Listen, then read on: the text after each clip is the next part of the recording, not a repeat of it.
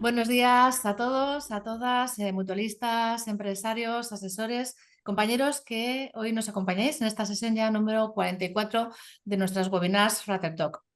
Decía en nuestro último Frater Talk, que fue con el Real Madrid, que noviembre es un mes muy especial para nosotros, ya que tradicionalmente lo dedicamos a la seguridad vial laboral. La Mutua dedica un importante esfuerzo a este tipo de siniestralidad laboral y mantenemos siempre un compromiso muy fuerte con esta causa que para nosotros es tan importante. Los accidentes de tráfico representan ya el 11,7% de los accidentes laborales con baja, según los últimos datos del INSS. Esta cifra nos recuerda lo urgente y lo importante que es seguir trabajando en estas alianzas público-privadas para reducir esta cifra y sobre todo lo que está detrás de los números, las personas que sufren cuando las cosas no salen bien. Con motivo del Día Mundial de las Víctimas de Accidentes de Tráfico y enmarcado dentro de las acciones que Fraternidad Muprespa realizamos en pro de la seguridad vial, bueno, pues tenemos un webinar muy especial, el broche de oro de todo un año trabajando en esta materia y, como decía, de compromiso firme con la seguridad vial. A lo largo de este año hemos realizado 5 jornadas dentro del plan de choque de la Junta de Andalucía, reuniendo a más de 300 profesionales de recursos humanos, prevención de riesgos laborales y también de la seguridad vial, por supuesto. Además de estas acciones, hemos tenido un impacto importante en medios, con más de 33 apariciones, tanto en prensa digital como escrita, porque al final lo que se trata, y como comentábamos antes con nuestro invitado estrella, lo que buscamos es dar visibilidad, sensibilizar y concienciar en toda esta materia, tanto a los mutualistas como a la sociedad en general. Y todo esto solo es posible gracias a la colaboración de muchos profesionales y de mucha buena gente. La Dirección General de Tráfico, ASLM, Infoba Automoción, Champions for Safety, Movian, la Fundación CENAE, Miriam Moya, bueno, tantos profesionales que a lo largo de estos años y junto con el equipo de prevención y cultura de la salud de Fraternidad Muprespa y en especial que quiero mencionar de David Revillo, que es nuestro líder de proyecto, el que siempre pone, como decía antes, el hígado pero también el corazón para que esto salga bien, bueno, pues realizamos todas estas actuaciones. Nuestro trabajo no acaba aquí, también tenemos, como sabéis, talleres que buscan la transformación de la percepción del riesgo, talleres de seguridad vial con realidad aumentada, realidad virtual y además muchas acciones y mucho material y herramientas dentro de nuestras páginas web y a través de las redes sociales. También, como sabéis, esta webinar que la estamos grabando, vamos después a editarla y será difundida a través de nuestro canal de YouTube. Todo esto, y con satisfacción también tengo que decir, porque bueno, son pequeños granitos de arena, nos han servido para recibir este año el premio de la Junta de Extremadura por la promoción de la seguridad vial en sus séptimos ya premios de fomento de la seguridad vial, precisamente con la suma de todas estas pequeñas acciones. Pero bueno, volvamos al presente, volvamos a nuestro invitado de hoy. Tenemos la gran fortuna, la gran suerte y estamos muy contentos de que esté aquí Dani Monín. Él es medalla de oro. Lo conoceréis todos por paratriatlón en los Juegos Paralímpicos de París de este año, del 2024. Y vamos a tener una webinar muy especial, la percepción del riesgo vial desde la mirada de un campeón paralímpico. Presentar brevemente a Dani. Dani, bueno, tuvo un giro inesperado en su vida cuando algo que nos puede pasar a cualquiera en cualquier momento y por eso es tan importante la percepción del riesgo, la prevención y el cuidar. Ahora nos contará él muchísimo mejor su experiencia, ¿no? Tuvo un accidente de moto. Bueno, a raíz de ese accidente me imagino que cambió tu vida, Dani, de una manera muy importante, pero bueno, supiste que sucede con esto, pero sucede con toda la vida, ser resiliente, cambiar y adaptarte con una oportunidad superándote a ti mismo de una manera impresionante hasta llegar a esa medalla de oro, ¿no? Que bueno, no creo que pueda haber algo más sobresaliente para un deportista que conseguir una medalla de oro en unos Juegos Paralímpicos, Olímpicos, que da lo mismo, más reconocidos del mundo. Su mirada sobre la seguridad vial seguro que nos va a ilustrar, nos va a hacer reflexionar, nos va a hacer ser más conscientes y sobre todo más responsables. Así que agradeciendo enormemente tu gentileza, tu tiempo. Todos nuestros protagonistas siempre vienen aquí pro bono, vienen con corazón, vienen para ayudar a sensibilizar y a concienciar, en este caso en materia de seguridad vial laboral. Así que sin más, agradecerte de nuevo que estés hoy con nosotros aquí, con todos los que nos escuchan ahora y nos escucharán después. y dar paso a Carlos Maya, que es el conductor de esta webinar. Muchísimas gracias. Carlos, todo tuyo. Muchas gracias, Natalia, y buenos días a todos los que hoy nos acompañáis. Efectivamente, vivimos un momento, como has comentado, en el que los accidentes de tráfico laborales representan un gran reto para la seguridad y salud laboral. Nos encontramos ante un nuevo escenario donde a los factores de riesgo tradicionales, como podrían ser el consumo de alcohol o exceso de velocidad, se suman también otros de gran relevancia en los últimos años, como son las distracciones, principalmente ocasionadas por el uso del móvil, el uso indebido del móvil, o la incorporación de nuevas formas de movilidad como pueden ser las bicicletas o el patinete eléctrico, ¿no? Hoy, con nuestro invitado Dani Molina, vamos a escuchar cómo la vida te puede cambiar en un segundo y el admirable camino de superación y de resiliencia que siguió hasta convertirse, como has dicho, en todo un campeón paralímpico. Con él también vamos a reflexionar acerca de los hábitos al volante y cómo influye la percepción del riesgo en la actitud que adoptamos mientras conducimos. Así que buenos días, Dani, y bienvenido. Hola, buenos días. Muchas gracias. Bueno, antes de comenzar, deciros que tenéis tanto el chat como el apartado de preguntas y respuestas para plantear cualquier tipo de pregunta a nuestro invitado y si luego después tenemos tiempo, se las trasladaré. Bueno, Dani, nos remontamos a una fecha que para cualquiera de nosotros puede ser una fecha insignificante, pero que para ti pues, te cambió la vida, ¿no? Que fue el 28 de mayo de 1997, en la cual ibas con tu moto y cuéntanos un poco qué sucedió.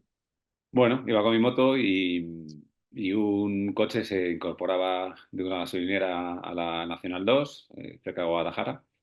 Iba con retrovisor, pero no llevaba espejo. Y entonces, bueno, pues él giró la cabeza y vio que no venía nadie y metió el coche. Y justo en ese momento estaba yo. Yo intenté esquivar el coche como pude, pero bueno, mi pierna derecha impactó contra la esquina izquierda del coche y bueno, y salí volando por los aires, me destrozó la pierna en mil sitios y bueno, pues una imprudencia que puede pasar, pero claro que al final el no llevar espejo pues es consecuencia de que haya habido ese accidente, ¿no? Ujú. Entiendo que tras un accidente tan grave como el tuyo, además del daño físico, que también cuesta reparar y asimilar, es igual o más importante también reparar el estado, el aspecto emocional, ¿no? ¿Cómo se puede asimilar que alguien que por aquel entonces tú tenías 22 años, todavía por delante, llegues a concienciarte, ¿no? De que tu vida no va a ser la misma? ¿Y cómo fue el proceso un poco para adaptarte a esa nueva realidad? Bueno, yo siempre he dicho que lo he llevado muy bien porque mi accidente fue muy grave, ¿no? Según los médicos, cuando yo llegué al hospital, eh, lo que le dijo a mi hermana, le dijeron a mi hermana mayor tu hermano debería estar muerto, no sabemos cómo sigue vivo, porque yo me partí la femoral y bueno, pues en el accidente un chico de la Cruz Roja, pues mi principal problema era que no veía mi pierna y entonces él la colocó de tal manera que con toda la suerte del mundo el fémur que se había partido por la mitad pues taponó la femoral y hizo una especie de torniquete, ¿no? Y bueno, pues es lo que me salvó la vida, ¿no? Eso que dicen de no tocar a los heridos de tráfico, que no hay que tocarles, pues él, bueno, con toda su buena intención para que yo me tranquilizara, colocó la pierna de tal manera que con toda la suerte del mundo, pues taponó la femoral. Entonces yo llegué al hospital medio desangrado, los médicos decían eso, que no entendían cómo seguía vivo con todo lo que tenía, ¿no? Y bueno, pues siempre lo he llevado mejor por eso, porque al final yo tenía que estar muerto. Y entonces, bueno, pues como siempre digo, se está mejor aquí con una que arriba con dos, ¿no? Y entonces, bueno, creo que tuve la gran suerte de poder tener una segunda oportunidad, la gran suerte de no morir en el accidente y de tener esa oportunidad que me ha permitido hacer un montón de cosas y tener una vida prácticamente plena, ¿no? Ujú. Además, factores de riesgo como las imprudencias que en el día a día vemos, ¿no? Las distracciones, el alcohol, drogas, psicofármacos, también muy, muy de moda ahora y muy consumidos, las velocidades inadecuadas. En tu caso, además, pues una persona que no llevaba el coche correctamente, ¿no? Con ese espejo retrovisor que no tenía espejo, pues al final forman parte del día a día de los accidentes de nuestras carreteras, ¿no? ¿Has llegado a perdonar a esa persona que ocasionó el accidente? Es decir, ¿has llegado a comprenderlo, a empatizar con ella? Bueno, a ver, no es que le haya perdonado o no, yo creo que los accidentes pasan porque tienen que pasar, ¿no? Yo soy de la opinión de que cada uno tenemos un destino marcado y las cosas pasan porque tienen que pasar, ¿no? Sí que es verdad que si este hombre hubiera llevado el espejo, pues a lo mejor no hubiera pasado, ¿no? Pero bueno, yo asumí desde el principio que es algo que me tenía que pasar y que cuanto antes aprendiera a vivir con lo que me pasó, pues antes sería feliz y antes llevaría una vida normal, ¿no? No tengo ningún rencor hacia él, no tengo ningún sentimiento de odio ni de nada hacia él, porque bueno, pues es un accidente, ¿no? Que nos puede pasar a cualquiera y que cualquiera podemos ir en coche, tener una distracción y llevarnos por delante un ciclista, un motorista o a otro coche, ¿no? Y los accidentes pasan pues porque, bueno, por imprudencias a veces o por errores humanos a veces también o porque, bueno, porque vamos distraídos o lo que sea, ¿no? Yo creo que no consiste en perdonar o no perdonar, ¿no? Yo creo que al final fue un accidente que siempre he pensado que tenía que pasar por alguna razón y bueno, pues a lo mejor era porque tenía que ganar un oro en los Juegos Olímpicos, ¿no? Por supuesto. Por ejemplo. Por ejemplo. Y por ejemplo, cuando estás en una situación de tu vida personal, digamos, y oyes a gente que resta importancia a eso de utilizar el móvil mientras conduce, o que ves que ha bebido y que a continuación va a coger el coche, ¿qué sientes o qué le dices? Bueno, yo creo que lo del móvil, al final, yo creo que todos en algún momento de nuestra vida hemos cogido el móvil porque nos ha llegado un mensaje importante y lo teníamos que leer sí o sí y tal. Yo intento no hacerlo, sobre todo porque siempre voy en el coche con dos niños pequeños dentro, intento no distraerme. Ya bastante distracción son ellos que van gritando, jugando, tal, no sé qué, y vas ahí medio distraído. Pero sí que es verdad que en lo que tú decías, ¿no? Hay cosas nuevas en el mundo que nos están haciendo ir más distraídos en el coche, ¿no? Como son pues, los móviles, las tablets, los teléfonos, tal. Todo eso al final te hace que te distraigas un poquito más, ¿no? Y que haya más accidentes de los que había antes, ¿no? Y a raíz del accidente, que a ti te pilló muy jovencito, entonces al final los años y te dan madurez, ¿no? En aquel momento a lo mejor no tenías esa percepción del riesgo que a lo mejor después del accidente sí tuviste, ¿no? ¿Fue así? Sí, sí, a ver, tienes 22 años, estás en la cresta de la ola, ¿no? Como yo, bueno, pues tenía un bar de copas que funcionaba muy bien, siempre estaba lleno, tenía mi moto, Bueno, pues vivía en un mundo en el que pensaba que a mí no me iba a pasar nunca nada, ¿no? No eres tan consciente del riesgo que tiene conducir una moto, conducir un coche o conducir cualquier cosa, ¿no? Y bueno, pues cuando tienes el accidente te das cuenta de que eres tan vulnerable como cualquier otro, ¿no? Y que no por tener 22 años a ti no te va a pasar nada. Parece que cuando tienes esa edad suele le pasa a gente mayor, ¿no? Y a gente más mayor, y que parece que con 22 a mí no me va a pasar nada ahí. Y sí que es verdad que, bueno, yo en aquella época tengo que reconocer que llevaba una vida un poco distraída, ¿no? Digamos. Bueno, pues tenía mi bar de copas, tenía mi moto, mi tal, no sé qué, pues al final un mundo en el que crees que no te va a pasar nada y cuando te pasa algo, de repente, pues despiertas, ¿no? Y despiertas de una forma muy brusca y muy dura, porque el accidente fue duro, pero también es verdad que de repente te das cuenta de que en cualquier momento, en cualquier instante de la vida, te puede pasar cualquier cosa que te va a cambiar la vida para siempre o incluso llegar a morir y que no tengas esa oportunidad que tuve yo, ¿no? De seguir viviendo y poder rehacer mi vida, ¿no? Y en tu círculo más cercano, pues tus propios hijos, tus amigos, a raíz de tu experiencia, ¿notas que también su percepción del riesgo también ha cambiado? Es decir, trata de inculcar unos buenos hábitos de conducción en lo que es tu círculo de influencia, ¿no? Tus amigos más cercanos, tus familiares.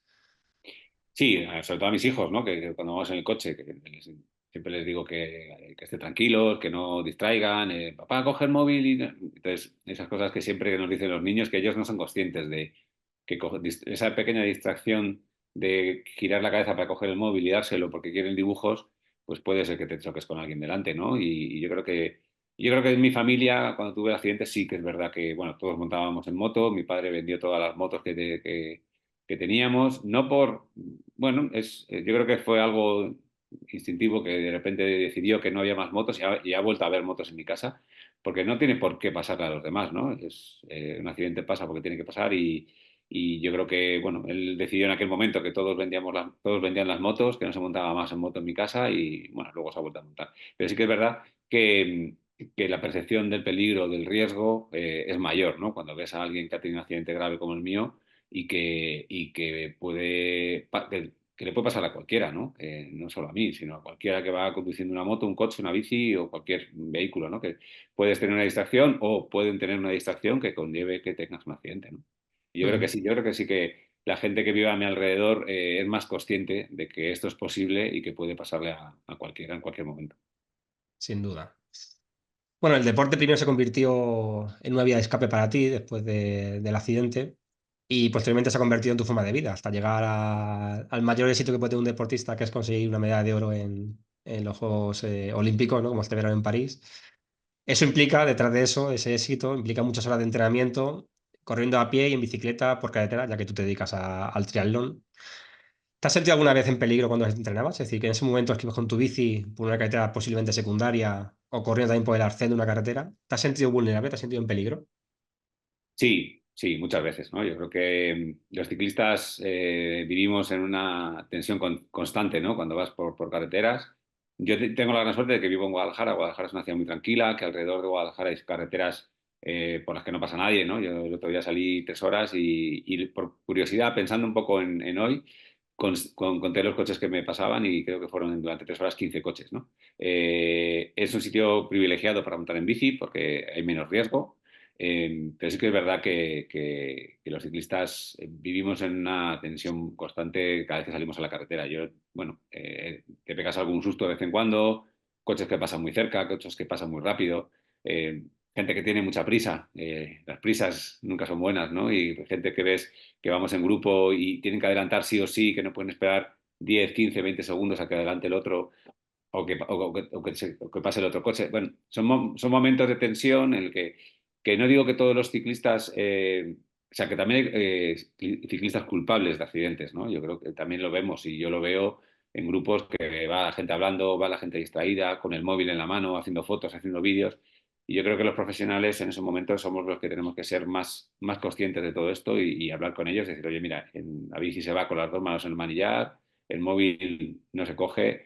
Es muy peligroso coger el móvil en la bici. Cualquier bache, cualquier distracción, te vas al suelo. Y ir en un grupo de 15, 10, 20 ciclistas, una caída supone que a lo mejor los 20 se caigan, ¿no? Y puedas tener un accidente muy grave, ¿no? Yo creo que en cualquier vehículo, ya sea una bici, un coche, un patinete, hay que ser consciente de lo que estás haciendo, ir muy, muy, muy concentrado en lo que estás haciendo, porque puede provocar ya no que tengas tú un accidente, sino que alguien externo que tenga el accidente y por tu culpa bueno, yo no sé, en mi caso, la persona con la que yo tuve el accidente, bueno, no decía antes que no tenía ningún tipo de rencor, ni odio, ni nada, ¿no? Pero es que es verdad que cuando fuimos a llegar a un acuerdo con los seguros, pues él decía que la culpa había sido mía, ¿no? Y que yo me había echado encima del coche, que su familia tenía un trauma porque sus niñas que iban detrás se asustaron muchísimo y estaban por mi culpa traumatizadas. Entonces, bueno, pues buscar excusas a una distracción, un accidente o algo que has provocado tú, porque al final parece que en este mundo no los motoristas siempre tienen la culpa, ¿no? Que son gente que va como locos por las carreteras y que se creen que la carretera es suya pero bueno, yo no tengo ningún rencor hacia esta persona, pero es verdad que, jolín, que si has tenido un accidente tú, pues oye, no quieras echar la culpa al otro para quitarte la consecuencia de tu accidente, ¿no? Ujú. ¿Y tú que has sentido esa vulnerabilidad? ¿Qué crees que hace falta para generar esa verdadera conciencia, ¿no? Para proteger a estos colectivos más vulnerables, ciclistas, peatones, usuarios de patinetes en ciudad?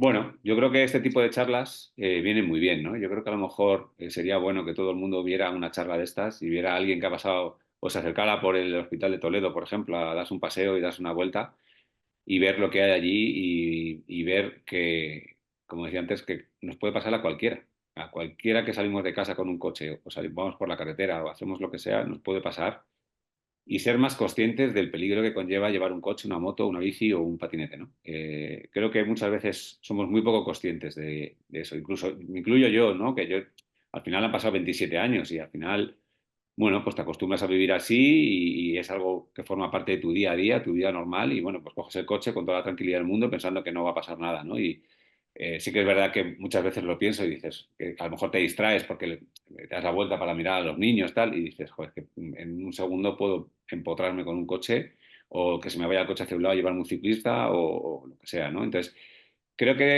debería existir mucha más concienciación por parte de todo el mundo en general, los medios de comunicación, todo para que la gente sea más consciente de lo que puede pasar en 2 segundos de tu vida. En 2 segundos tu vida puede cambiar para siempre, para mejor o para peor. Yo siempre dije que el accidente cambió mi vida para mejor, porque en aquel momento bueno, pues iba por el camino equivocado, ¿no? de la vida. Y creo que el accidente me puso en mi sitio y me dijo, chaval, la vida no va por ahí, va por aquí. Y bueno, yo he sabido reconducirla y reorganizar mi vida de tal manera que ahora soy muy feliz, he conseguido todo lo que se puede conseguir en la vida y en el deporte, pero también es verdad que pasé momentos muy duros durante muchos meses y muchos años, bueno, pues que esos momentos no se los deseas a nadie y no quieres que nadie los pase porque son momentos muy, muy complicados, ¿no? Ujú. Y el momento incluso más duro es ver a la gente de alrededor tuya que más que lo que a ti te ha pasado, sino yo que soy padre ahora, entiendo mucho lo que pasó a mi madre cuando yo tuve accidente, ¿no? Yo daría lo que fuera porque a mis hijos nunca les pasara nada, ¿no? Yo creo que daría la otra pierna porque a mis hijos nunca jamás les pasara nada. Y yo recuerdo a mi madre y no lo valoras tanto, no lo he valorado tanto hasta hace 8 años cuando nació mi hijo. Ahí me di cuenta de verdad de lo que mi madre debió, debió sufrir viéndome a mí en una cama durante 4 meses y a punto de morir, ¿no? Entonces, bueno, pues hay que ser conscientes de lo que hacemos, de lo que conducimos, de lo que llevamos y sobre todo por los que están alrededor nuestra que sufren mucho, ¿no? Sí, es el daño colateral, ¿no? Que siempre Eso es. vemos las cifras, siempre hablan de víctimas, pero alrededor de la víctima siempre hay un entorno que también le cambia la vida también junto a la propia Ujú. víctima. Ya vamos a decir ya sin un fallecido. Sí, sí, eso es. Bueno, tú como deportista de élite y a la vez también como usuario cotidiano de la carretera, ¿qué vinculación crees que hay entre deporte y seguridad vial en cuanto a los buenos hábitos? Es decir, ¿ayuda el ser un deportista disciplinado, toda esa vida sana, ¿no? Que a lo mejor también te evita la ingesta, por ejemplo, pues, de alcohol o otras drogas, ¿no? A la hora de conducir, ¿hay una cierta vinculación? Sí, por supuesto. Yo creo que al final los deportistas somos gente sana, que no bebe, que no toma drogas, que no, al final, bueno, no todos, ¿no? Hay deportistas que no son profesionales y que, bueno, pues se toman su cerveza, su vino, sus copas, ¿no? Pero sí que es verdad que el deporte de élite y el alcohol o las drogas está muy reñido, ¿no? No se llevan bien. Entonces, bueno, yo creo que hay que ser conscientes de lo que tomamos y si bebemos, pues intentar no conducir, ¿no? Y yo creo que mi última copa me la tomé hace 12 años, el día de mi boda, y no he vuelto a beber nunca. Y jamás he bebido encima de una bici, ¿no? Yo creo que llevar una bici bebido creo que es algo bueno, no se me pasaría ni por la cabeza. Pero sí, yo creo que podemos concienciar un poco más a la gente de que no hay que beber, tomar drogas ni nada para, pues, si vas a conducir, ¿no? Lo que sea, un coche, una moto, un patinete, una bici, ¿no? Ujú. Y hablando del entorno, digamos, laboral, empresarial, ya por el simple hecho de ir a trabajar, cada día se ponen en la carretera millones de personas en España para acudir a su puesto de trabajo, ya sea pues, en coche, moto, bici, patinete, aquí le pilla un poco más cerca, vehículo de transporte colectivo. ¿Qué papel crees que tienen las empresas en seguridad vial para intentar reducir los accidentes de tráfico? Bueno, yo creo que es fundamental, ¿no? Que las empresas conciencien a sus trabajadores de que pueden tener un accidente de camino al trabajo o de vuelta del trabajo a casa, ¿no? Y concienciarles de eso, ¿no? Y al final es imposible que la gente coja el coche o coja vehículos para poder ir a trabajar, ¿no? Vivimos en ciudades que están lejos del trabajo, que necesitas un medio de transporte rápido para ir y no perder mucho tiempo luego para volver, para estar en tu casa con tus hijos, con tu familia, ¿no? Y al final, pues vivimos un poco con prisas, con las prisas de volver a casa lo antes posible para llegar a estar con nuestra familia, con nuestros hijos, con nuestros padres. Entonces, bueno, yo creo que es importante que las empresas conciencien a los trabajadores de que pueden tener un accidente de camino a casa o de camino al trabajo y ser un poco más, bueno, pues tener esa, no, bueno, no sé, esa libertad, no libertad de horario, sino que a lo mejor, yo creo que es que vivimos en un mundo en el que trabajamos para vivir, ¿no? Y no vivimos, o vivimos para trabajar, ¿no? O sea, estamos todo el día pendientes de, tenemos que ir a trabajar 8 horas, 9 horas, 10 horas, las horas que hagan falta, ¿no? Yo creo que habría que trabajar menos y vivir más, ¿no? Yo me siento un privilegiado por el deporte que hago, o sea, por el trabajo que tengo, porque tengo la gran suerte de dedicarme a lo que más me gusta, que es el deporte, y que encima me paguen por hacer eso, y que al final yo entreno 3, 4, 5 horas al día como muchísimo, y me permite estar mucho tiempo en casa con mi familia y tal, pero entiendo a la gente que se va de casa a las 7:30 de la mañana y vuelve a las 8 de la tarde, que no ve a sus hijos y que lo que quiere es volver a casa lo más rápido posible para ver a sus hijos y en ese trayecto prisas, estrés, en el que te encuentras un atasco, el que necesitas llegar pronto, pues a lo mejor es cuando más accidentes hay, ¿no? De camino al trabajo, porque tampoco queremos llegar tarde, porque si llegamos tarde salimos más tarde. Es un poco todo, ¿no? El pez que se muerde la cola, ¿no? Yo creo que al final estamos siempre viviendo una vida de estrés continuo por llegar pronto y irnos antes, y al final eso es lo que genera ese estrés y esas distracciones al volante o con la bici o el coche o lo que sea, ¿no? Y al final, detrás de un accidente siempre hay, normalmente, causas multifactoriales y el estrés, sin duda, como tú dices, ¿no? La vorágine que vivimos cada día es uno de ellos. Sí. Hablando de tu faceta más enfocada a la trayectoria deportiva, cuéntanos un poco cómo fue esos comienzos, ¿no? De reenfocar tu vida hacia el deporte, de lanzarte a la disciplina del triatlón. Y cuéntanos también un poco, tras el éxito del oro en París, que yo creo que es lo máximo que un deportista puede alcanzar, ¿cuáles son tus próximas aspiraciones deportivas? Bueno, yo empecé en el deporte muy pequeño, porque yo empecé a hacer deporte con tan solo 2, 3 añitos, que mi madre me obligó a hacer natación. Nos apuntó a todos a natación, obligado. Yo siempre he ido a natación obligado. Y estuve entrenando pues hasta los 12, 13, 14 años más o menos, que luego ya pues hice lo que es la vida de un niño normal, ¿no? Aparte de natación, pues jugaba al fútbol, al tenis, baloncesto, atletismo, montaba en bici, siempre, el deporte siempre ha estado muy presente en mi vida, ¿no? Mis padres eran deportistas, no profesionales, pero les gustaba el deporte, hacían de todo y siempre nos han inculcado el deporte desde muy chiquititos, ¿no? Bueno, yo a partir de los 16, 17 años dejé un poco del deporte de lado, a los 18 monté el bar, de los 18 a los 22 que tuve el accidente, pues no hacía nada, o el típico partido de fútbol que juegas con los amigos y al día siguiente no te podías ni mover porque te estabas yendo a agujetas. Y a partir del accidente, pues, bueno, pues yo engordé, yo peso ahora mismo en torno a los 65 kilos y llegué a pesar casi 100. Y un día comprando ropa, pues me encontré a la que había sido mi entrenadora de pequeñito en el club de natación y bueno, me dijo, Dani, tienes que volver a nadar, un poco no por competir ni nada, sino por salud, sino por un tema de salud, de bienestar, ¿no? De, oye, pues encontrarte mejor, perder peso. Ella me decía, con la vida que te espera, con la prótesis tal, no puedes estar pesando 100 kilos, porque al final vas a tener una vida muy, muy incómoda, ¿no? Y bueno, volví a nadar y empecé a entrenar, se me dio bien, ya venía con una base de natación muy, muy buena de toda mi vida nadando de chiquitito. Y bueno, pues llegué a un campeonato de Europa, un campeonato del mundo, llegué a unos Juegos Olímpicos en 2004 en Atenas y bueno, pues a raíz de ahí, cuando volví a Atenas, pues Atenas yo llegaba con la sexta mejor marca del mundo, pensaba que mi objetivo era llegar a unos Juegos y vivirlos y llegar a una final, salió todo fatal, quedé 13º. Pero bueno, me fui con la sensación de haber vivido unos Juegos y bueno, cuando recuerdo la clausura de los Juegos de Atenas, en la que yo me acuerdo que estaba en el Estadio Olímpico y vi cómo se apagaba la llama y dije, bueno, pues hasta aquí mi historia con los Juegos Olímpicos y ya, bueno, pues a otra cosa, ¿no? Eh, Unos años después empecé a hacer triatlón, un poco por casualidad, porque bueno, pues empecé a correr, empecé a montar en bici, empecé a salir en bici con un amigo mío que era triatleta y me empezaba un poco a comer un poco la cabeza, ¿no? Nunca había dejado de nadar, nunca dejé de nadar, siempre seguí nadando. Y bueno, probé y se me dio bien. Y la verdad que encontré mi deporte con 37 años, hice mi primer triatlón, quedé tercero en una Copa del Mundo y en un Campeonato del Mundo quedé segundo ese año, ¿no? Y a partir de ahí decidí que mi deporte era este, que era el triatlón, que era lo que me gustaba, que es lo que quería hacer. Me propuse ir a unos juegos.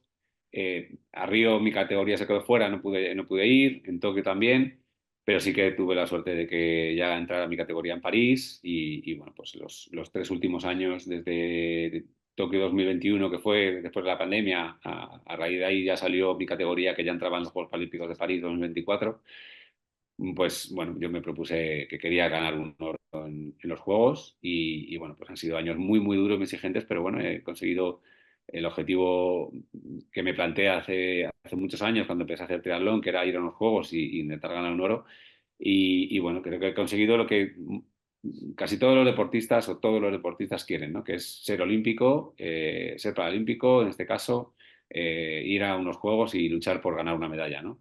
A veces siempre decimos que en unos juegos el color de la medalla importa poco, ¿no? Pero el que es deportista está claro cuál quiere ganar, ¿no? Y yo siempre dije que cuando me dejaran ir a unos juegos iría a ganar un oro y bueno, pues he tenido la gran suerte de ganar ese oro y de poder vivir ese momento que para mí ha sido algo muy, muy, muy especial porque estar allí, vivir aquello.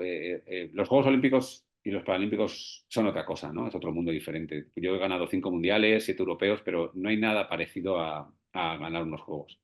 No se parece en nada, o sea, es totalmente distinto. La repercusión que tiene, el alcance que tiene, el seguimiento que tiene, todo lo que tiene, lo que conlleva estar en unos Juegos, es un mundo diferente durante 10, 12 días que estás allí, ¿no? Y para mí ha sido el momento más feliz de mi vida deportiva, ganar ese oro, ¿no? Yo creo que es algo muy poco, muy pocos tenemos la gran suerte de conseguir ganar ese oro y bueno, yo he tenido esa suerte y la verdad que me siento un privilegiado. También es verdad que detrás de ese oro hay mucho trabajo, que es lo que yo siempre digo, lo que la gente no ve, ¿no? Lo que la gente de a pie no ve, ¿no? Tú ves a un deportista corriendo por la calle, montando en bici y tal, pero esos son 365 días al año, que es lo que la gente no ve, ¿no? Que cuando sales aquí en Guadalajara, por desgracia, tenemos un clima que hace o mucho frío o mucho calor y salir a hacer 100 kilómetros en bici a 1 grado, 2 grados o ver que el termómetro no sube de cero, se hace duro, ¿eh? Y eso, claro, el deportista profesional no tiene opción. O sea, el deportista popular tiene la opción de salir o no salir. El deportista profesional no tiene esa opción de, no, hoy hace mucho frío y yo no salgo. No, te abrigas un poco más y sales, ¿no? Pero es lo que la gente no ve, ¿no? Yo me acuerdo un día entrenando en una pista de atletismo que hay aquí en Guadalajara, muy pequeñita, que son 200 metros, pues estaba ahí dando vueltas, haciendo series como un loco, y me hicieron un vídeo sin que yo me diera cuenta, un amigo, y lo colgó en internet, ¿no? Y entonces ponía lo que, no me acuerdo exactamente cómo ponía, algo así como eh, cómo se forma un campeón olímpico, ¿no? Y lo que la gente no ve, ¿no? Y se me ve a mí dando vueltas a esa pista una y otra y otra y otra, en un día de nublado, con frío, con viento. Bueno, es lo que al final la gente ve el final, que es ese oro en París, pero no ves el camino que conlleva a ganar un oro en los Juegos, ¿no? Pues desde aquí nuestra máxima felicitación por ese oro y por tu admirable trayectoria y por ese esfuerzo titánico que haces. Como tú dices, no se ve, antes de la foto del podium, Mm. pero para llegar ahí es un camino muy, muy sacrificado y muy duro. Si te parece, pasamos a las preguntas del chat y a los comentarios, que ya ha Vale. habido compañeros que ya han aportado alguna pregunta en un comentario. Te leo la primera. Javier Sánchez González dice: Dani, con la cantidad de accidentes de tráfico que hay, ¿crees que debería haber una formación obligatoria de conducción segura o preventiva para ser consciente de nuestras habilidades y sobre todo nuestras limitaciones al volante ante una situación imprevista? Dice lo fácil que es perder el control y lo difícil que es retomarlo. Entiendo que se refiere a una formación sobre todo de reciclaje, ¿no? Es decir, que todos nos sacamos el carnet de Sí. conducir cuando somos jovencitos, pasan los años y nunca más volvemos a recibir una formación, ¿no? Ni un reciclaje, ¿no? Por lo menos de concienciación, por lo menos. Yo creo que aunque no nos guste, debería ser obligatorio, ¿no? Yo creo que sí, que un reciclaje y sobre todo lo que hablábamos antes, ¿no? De ver ejemplos de accidentes, ¿no? Y ver cómo, pues eso, lo que decíamos, ir a Toledo, al hospital de Toledo y ver lo que hay allí, ¿no? Y darte una vuelta por allí. Yo creo que eso, más que un reciclaje, es una concienciación pura y dura de que me puede pasar a mí también, ¿no? Pero sí, yo creo que sí, que sería bueno que reciclarnos de vez en cuando, ¿no? Ujú. Otra pregunta, David Reillo dice: Buenas, Dani, agradecerte tu testimonio. Entiendo que en tu día a día utilizas un coche para circular. Hemos visto lo importante que es mantener el vehículo en buen estado. ¿Qué consejo darías a los usuarios de bici con respecto al mantenimiento? Claro, el mantenimiento es bastante. Siempre pensamos en el coche, pero también una bici tiene su mantenimiento. En tu opinión, ¿el caso debería ser obligatorio en todos los casos? El mantener el hacer un mantenimiento constante al vehículo, entiendo, ¿no? Es la pregunta. O al igual que a la bici, sí. Yo creo que a la bici hay que llevarla en buenas condiciones. Yo creo que muchas veces que los accidentes se producen un poco por descuidos o por no tener la bici en condiciones óptimas, ¿no? Un pinchazo o llevar las ruedas muy gastadas que te pueda provocar un pinchazo, que la cadena que no esté bien. O sea, yo creo que todo, igual que un coche, ¿no? Necesita un mantenimiento constante, ¿no? Ujú. También comenta Elena Iglesias, nos pregunta comentario, dice: qué lujo poder disfrutar tan de cerca con Dani Molina, experiencia inspiradora. Gracias. Ante una situación así, lejos de rendirse, llegar a lo más alto. También dice otra asistente que está con nosotros, dice: gracias, Dani, por tu testimonio y por hacernos reflexionar de que en un segundo tu vida puede cambiar. Nos has emocionado. Felicidades por todos tus éxitos deportivos, sobre todo por esa capacidad de reponerte y convertirte en un ejemplo para muchas personas. También dice José Miguel Morente, dice: hola, Dani, un gusto escucharte. ¿Consideras que desde aquel fatídico día hemos mejorado notablemente la conducta al volante, en bici, etcétera? Y en tu opinión, ¿en qué aspecto todavía tenemos mucho que mejorar? Bueno, yo creo que, a ver, sí que es verdad que los vehículos de ahora mismo son mucho más seguros que los de antes, ¿no? En mi caso, por ejemplo, si hubiera existido el detector este no sé cómo se llama, Sí, el el que ángulo acompaña muerto, el ¿no? retrovisor, la Ujú. lucecita que se te enciende en el retrovisor, que muchos coches incluso te mueven el coche para que no, pues con eso hubiéramos evitado el accidente, ¿no? También lo hubiéramos evitado si hubiera llevado el espejo. Pero bueno, yo creo que los coches son mucho más seguros. Hacen que creo que hay menos accidentes que hace muchos años y creo que hace que vivamos más tranquilos y dentro del coche. También es verdad que hace que vayamos más relajados, ¿no? Porque pensamos que el coche no lo va a hacer todo, ¿no? Y no es así. Yo creo que hay que ir concentrados en lo que estamos haciendo, en lo que llevamos, que es un coche, y que sí, que el coche nos va a ayudar, eh, pero no lo va a hacer todo por nosotros. Al final, el que conduce somos nosotros y todavía no creo en eso de la conducción autónoma, ¿no? De irte de aquí a La Coruña con un coche sin tocar el volante. Yo creo que todavía estamos lejos de eso, ¿no? Así que bueno, yo creo que hay que ser muy conscientes de lo que hacemos, de lo que llevamos un coche y que podemos provocar o tener un accidente, ¿no? Ujú. Más comentarios. Ana Pizarro dice, eres tú un ejemplo a seguir, un privilegio tenerte hoy en el Fater Talk. Y Alberto García dice, como alcarreño, puedo decir que Dani Molina es un orgullo de una provincia. Lleva siendo durante muchos años con oro olímpico y sin él. Ciudadano cercano y perseverante, un orgullo de una provincia. Bueno, la verdad que aquí se me quiere mucho en Guadalajara, ¿no? Y en la provincia de Guadalajara y me conoce mucha gente y se agradecen, ¿no? Se agradece el cariño y la cercanía que tiene la gente, ¿no? Al final, bueno, pues yo siempre lo he dicho, ¿no? Yo soy una persona que hace un trabajo que es competir y mi trabajo es ganar carreras, ¿no? E intentar ser el mejor del mundo en lo que hago, pero más allá de eso soy un ciudadano más, ¿no? Y yo me acuerdo muchas veces, lo recuerdo cuando entraba en mi club de natación con chavales de 14, 15, 16 años, y yo tenía 30 y tantos o 40. Cuando gané mi primer mundial me decían, joder, es que ahora, ¿cómo te vamos a hablar si eres campeón del mundo? Pues exactamente igual, ¿no? Campeón del mundo no deja de ser un título y la persona tiene que seguir siendo la misma, ¿no? Ser campeón del mundo no te da pie a ser mejor persona que otro, ¿no?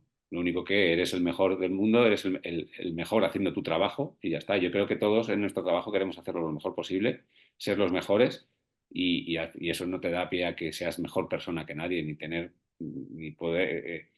cualquier persona se me puede acercar a hablar conmigo y pues que no te da pie a que seas mejor que nadie, ¿no? O sea, eres el mejor en tu trabajo y nada más. ¿Verdad que bueno? Mucha gente te dice, pero ya, pero es que eres 5 veces campeón del mundo. Ya, bueno, da igual. Es que al final todos queremos ser los mejores en nuestro trabajo, ¿no? En nuestro día a día, ¿no? Queremos hacer nuestro trabajo lo mejor posible y creo que no creo que nadie se levante por las mañanas para hacer lo justito y irse a su casa, ¿no? Yo creo que, bueno, ya que hacemos un trabajo, vamos a hacerlo bien, ¿no? Pues me parece un mensaje estupendo para este final, para este Fater Talk que ya está tocando a su fin.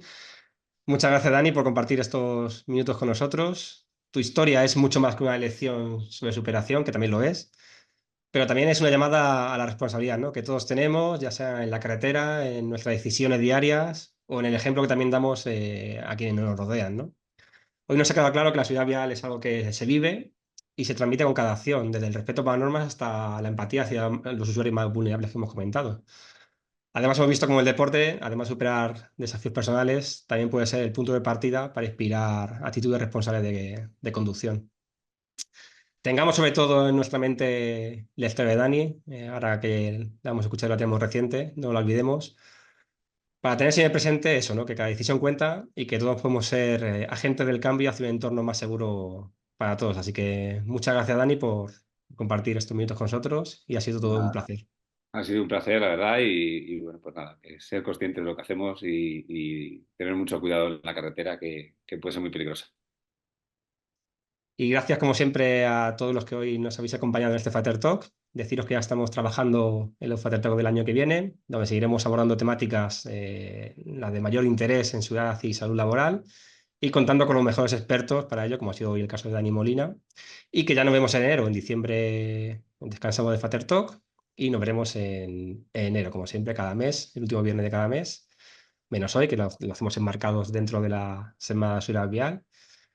Y nos vemos hasta entonces. Que tengáis un estupendo fin de semana.